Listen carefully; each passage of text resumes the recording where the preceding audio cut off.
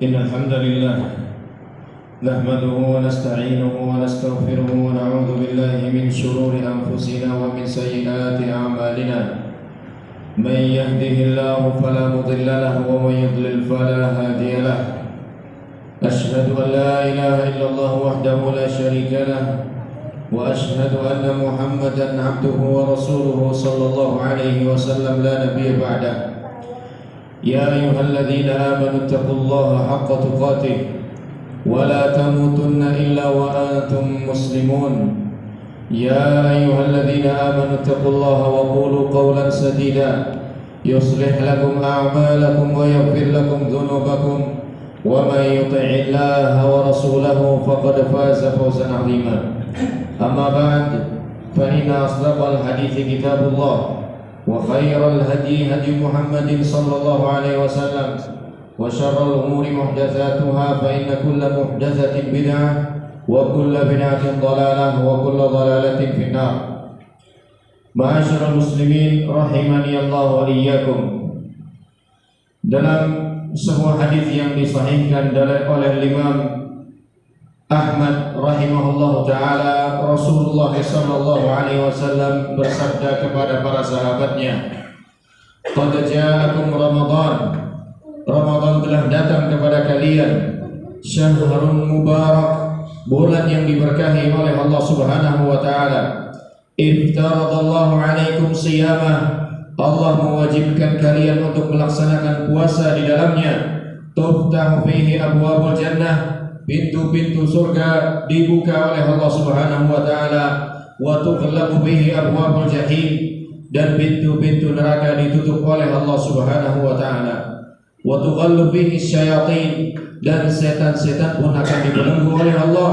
Fihi lailatun khairum min alfi syahr. Di dalam bulan Ramadan tersebut ada sebuah malam yang nilainya lebih baik daripada 1000 bulan. Man hurima khairaha faqad hurim. Maka barang siapa yang terhalang untuk mendapatkan kebaikan di malam hari itu, sungguh dia telah terhalang dari kebaikan yang amat sangat banyak. Masyaallah muslimin rahimani Allah wa iyyakum. Ketika Rasulullah sallallahu alaihi wasallam bersabda kepada para sahabatnya, Ramadan telah datang kepada kalian, itu bukan sekedar memberitahukan, yang bahkan para sahabat pun juga sudah tahu bahwa Ramadan akan tiba dengan begitu dekatnya. Sebagaimana kita saat ini, di mana tinggal beberapa hari lagi insyaallah kita akan diperjumpakan oleh Allah Subhanahu wa taala dengan bulan yang mulia tersebut. Maka sabda Rasulullah sallallahu alaihi wasallam tersebut adalah sebagai kabar gembira, mengingatkan para sahabat dan kepada kita semua juga tentunya bahwa perjumpaan dengan Ramadan adalah perjumpaan yang istimewa bagi seorang muslim. Sebagaimana seorang muslim berbahagia ketika dia diberi kesempatan untuk berjumpa dengan tanah suci Makkah dan Madinah, maka seharusnya lah juga dia berbahagia ketika diberi kesempatan untuk berjumpa dengan bulan suci, yaitu bulan Ramadan. Selain itu merupakan kabar gembira dari Rasulullah SAW kepada para sahabat dan kepada kita semua. Sabda Rasulullah SAW tersebut juga sekaligus sebagai pengingat bagi para sahabat dan kita semua. Maka saat beliau mengatakan, "Qad ja'akum Ramadan," Ramadan telah datang kepada kalian atau begitu dekat dia dengan kalian, di antara hikmahnya adalah fatahayyu lahu wasta'iddu limaji'ihi wastaqbiluhu bi ahsani istiqbalin. Persiapanlah untuk menyambut kedatangannya dengan sambutan yang terbaik. Wa dhayyifuhu bi ahsani dhiyafah, dan jamulah Ramadan itu dengan jamuan yang terbaik, seolah ia adalah tamu yang sangat istimewa bagi kita. Sebagaimana ketika kita didatangi atau dikabari akan datangnya seorang tamu yang istimewa bagi kita, pasti kita akan melakukan persiapan. Normalnya seperti itu. Tidak akan berleha-leha, tidak akan santai-santai, karena kita paham betul orang yang akan mengunjungi kita adalah orang yang spesial. Begitu juga semestinya ketika seorang muslim menyadari bahwa setidaknya sampai detik ini Allah Subhanahu wa taala masih memberikan kesempatan bagi kita untuk bisa merasakan kedekatan dengan bulan Ramadan itu. Dan jangan sampai masyarakat muslimin rahimani Allah wa iyyakum, kita masih saja berpikiran dengan pemikiran yang keliru, di mana pemikiran atau keyakinan semacam ini tersebar di kalangan kaum muslimin. Mereka meyakini bahwa siapa saja yang berjumpa dengan Ramadan kemudian beridul fitri ketika Ramadan itu selesai, dia berkeyakinan bahwa dosanya pasti diampuni oleh Allah Subhanahu wa taala. Padahal tidak pasti. Lebih-lebih kalau dia banyak menyia-nyiakan, mengabaikan ibadah-ibadah yang harusnya dia laksanakan. Lebih-lebih dia masih saja melakukan pelanggaran-pelanggaran, kemaksiatan kepada Allah Subhanahu wa taala. Dari mana kita mengetahui bahwasanya tidak setiap orang yang bertemu dengan Ramadan kemudian menyelesaikannya pasti diampuni? Dari mana kita tahu bahwa yang demikian tidak benar? Dari sabda Rasulullah sallallahu alaihi wasallam. Beliau sallallahu alaihi wasallam mengamini doa malaikat Jibril alaihissalam, radhima an fumri'in dakhala alaihi Ramadan thumma salakha wa lam yughfar lah. Celakalah, merugilah seseorang yang berjumpa dengan Ramadan namun hingga berakhirnya Ramadan tersebut dia sama sekali tidak mendapatkan ampunan dari Allah Subhanahu wa taala. Maka hadis itu jelas sekali menyampaikan kepada kita bahwa tidak setiap orang yang bertemu dengan Ramadan akan mendapatkan ampunan dari Allah Subhanahu wa taala, tidak akan.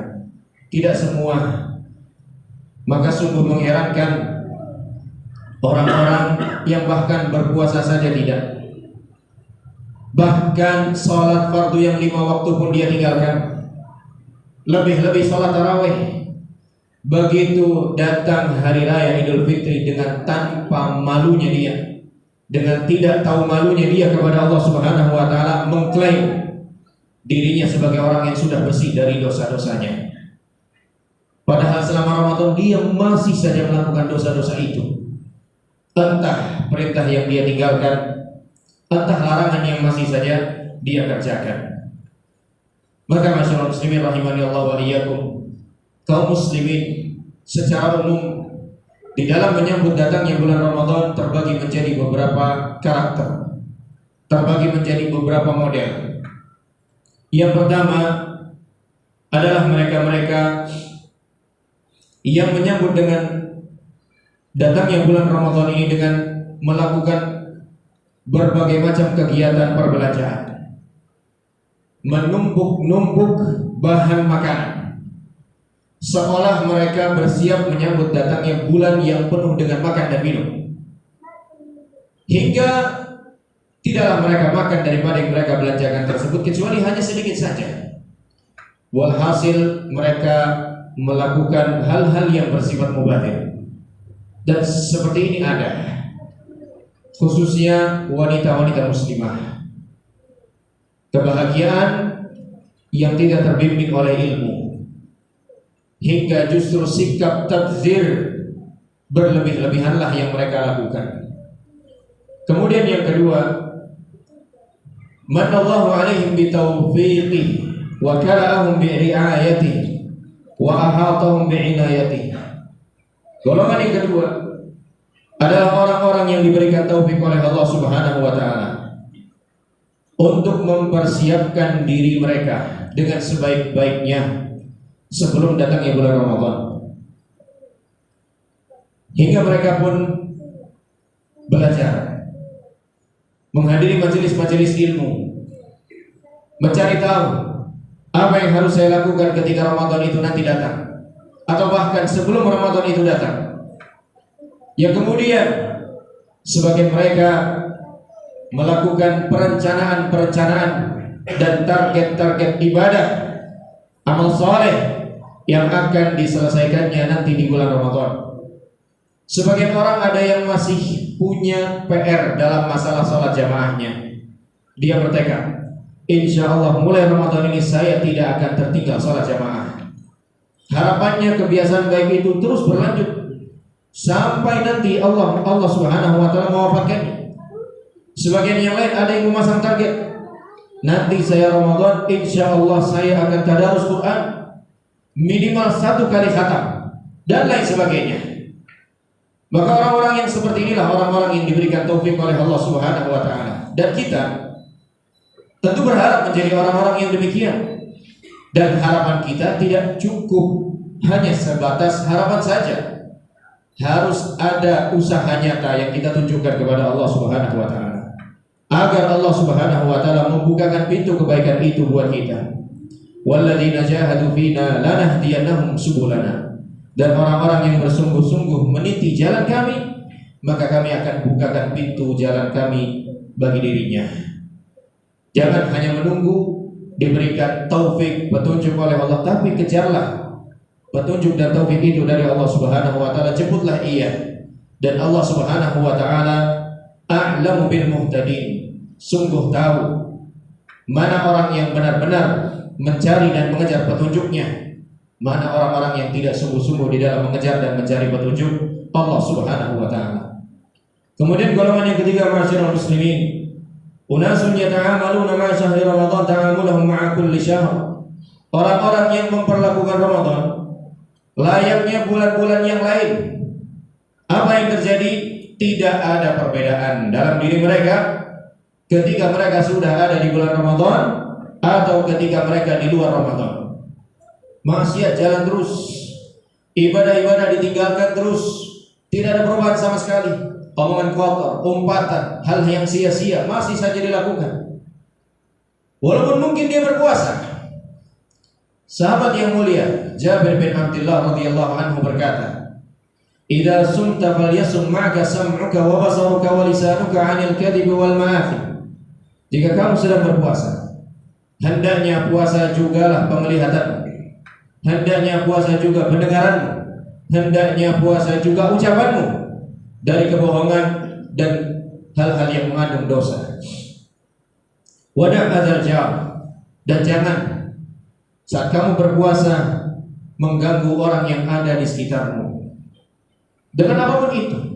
Bahkan dengan amal saleh tidak diperkenankan, apalagi dengan kemaksiatan, menyetel musik keras-keras dan lain sebagainya, semakin dilarang oleh Allah Subhanahu wa taala dan semakin besar dosanya. Wal yakun 'alaika waqarun wa sakinah. Dan hendaknya saat kamu sedang berpuasa, kamu menjadi pribadi yang lebih tenang, kamu menjadi pribadi yang lebih tenteram, lebih damai, lebih berwibawa lagi saat kamu sedang berpuasa.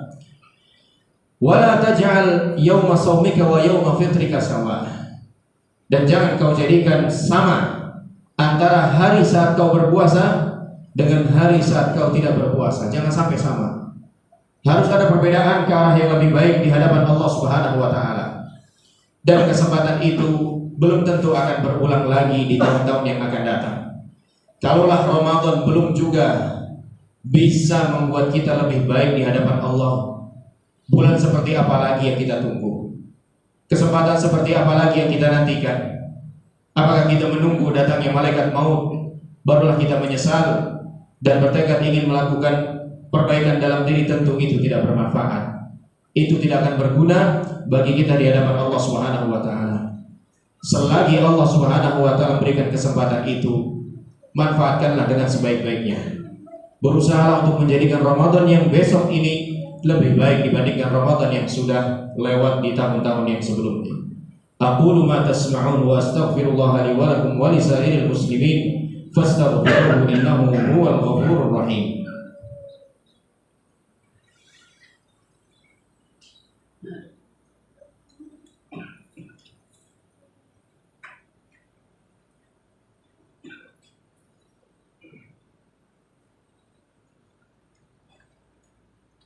Alhamdulillahi rabbil alamin, wa bihi nasta'inu ala umuri dunya waddin, wassalatu wassalamu ala khairil anbiya'i wal mursalin wa ala alihi wa sahbihi ajma'in wa ala man sara ala nahjihi ila yaumiddin wa ba'd.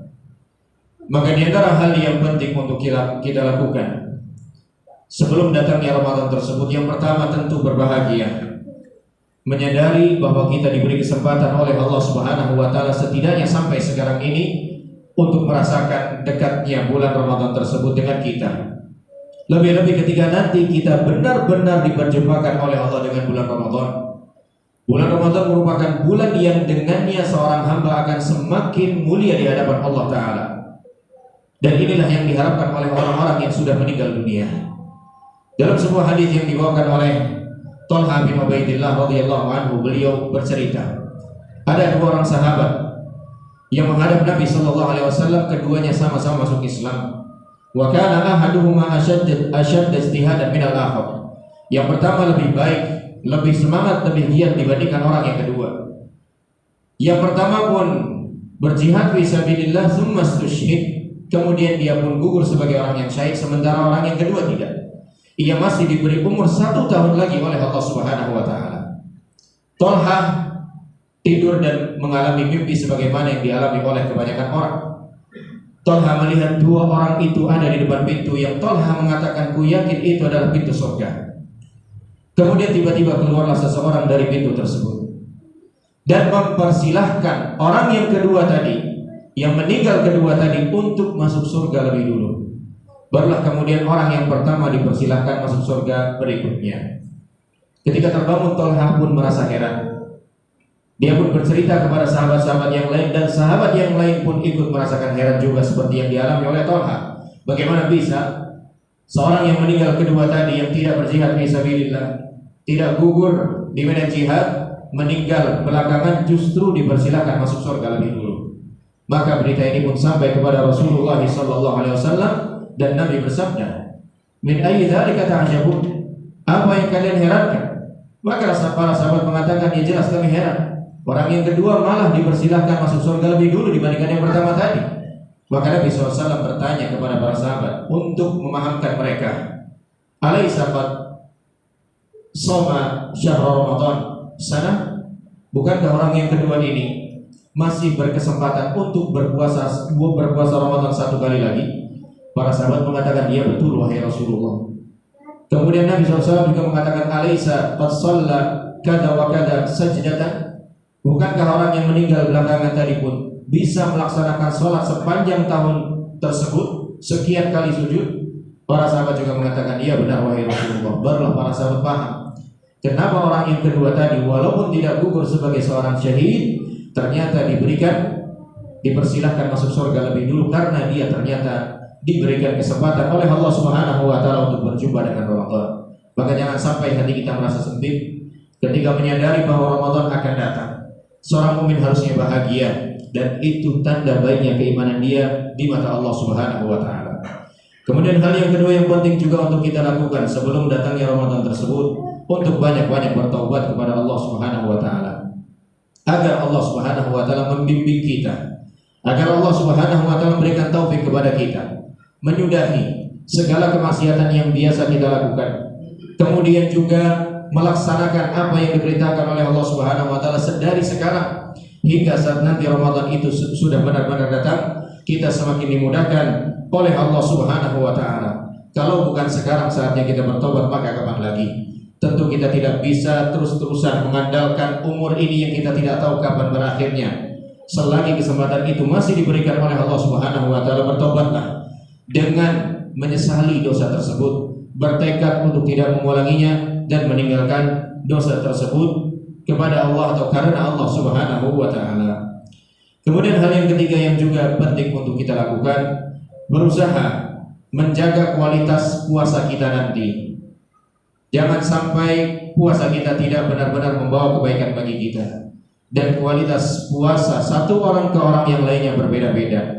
Rasulullah SAW pernah ditanya, ayyus-shaimina a'zamu ajra? Siapakah orang yang berpuasa yang paling banyak pahalanya? Maka beliau SAW menjawab, aktsaruhum lillahi dzikra.